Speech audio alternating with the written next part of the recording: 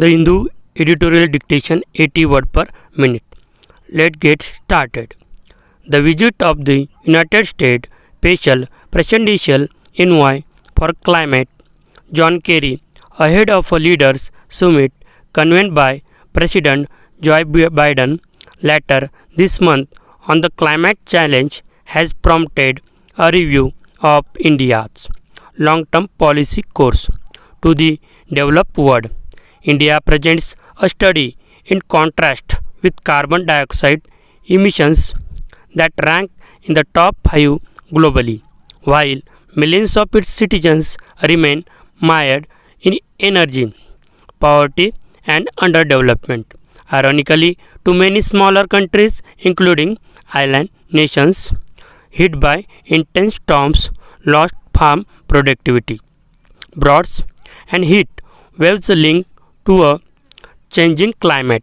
India contributes to the problem with its total annual emissions. It is unsurprising, therefore, that the clamor is growing for India to join many other big economies and commit itself to net zero emissions to balance carbon emissions with their removal from the atmosphere by a specific date.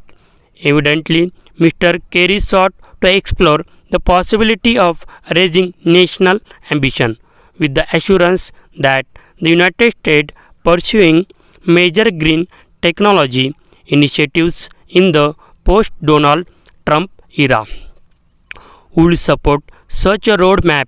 His meeting with Prime Minister Narendra Modi has been positive.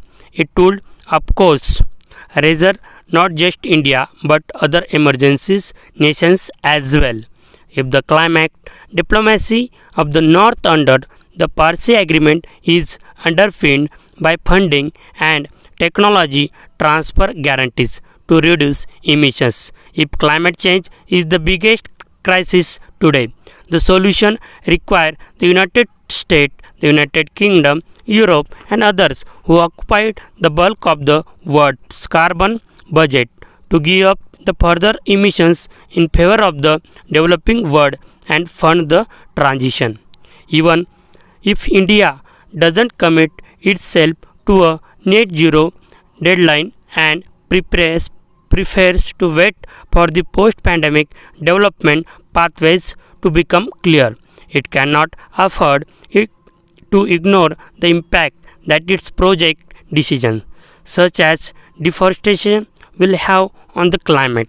At the peak of COVID-19 last year, the center saw it fit to press ahead with environmental clearness that would have serious negative impact. It extended the deadline for coal plants to adopt strict population control and proposed gross dilution of norms to assess environmental impact of projects.